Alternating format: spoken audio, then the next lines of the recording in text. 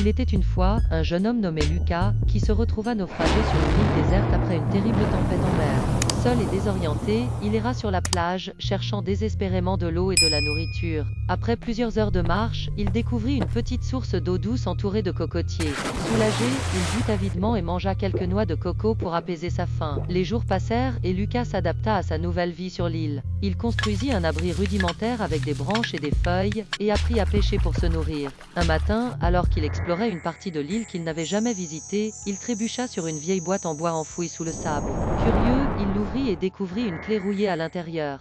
Intrigué par cette découverte, Lucas se demanda à quoi pouvait bien servir cette clé. Il la garda précieusement, espérant qu'elle pourrait un jour lui être utile. Quelques semaines plus tard, alors qu'il cherchait des fruits dans la jungle, il tomba sur une grotte cachée derrière un épais rideau de lianes. Poussé par la curiosité, il entra dans la grotte et découvrit un vieux coffre en bois, couvert de poussière et de toiles d'araignée. Le cœur battant, Lucas sortit la clé de sa poche et la glissa dans la serrure du coffre. À sa grande surprise, la clé tourna facilement et le coffre s'ouvrit dans un grincement sinistre. À l'intérieur, il trouva des pièces d'or scintillantes et un vieux parchemin. En déroulant le parchemin, il réalisa qu'il s'agissait d'une carte détaillée de l'île, avec des indications précises sur la façon de trouver un bateau caché sur la côte nord. Lucas passa les jours suivants à suivre les instructions de la carte. Il traversa des jungles épaisses, escalada des falaises escarpées et évita de nombreux dangers. Finalement, il atteignit la côte nord et découvrit un vieux bateau en bois, caché sous des branches et des feuilles. Avec beaucoup d'efforts, il réussit à remettre le bateau à flot et à le réparer suffisamment pour qu'il soit navigable.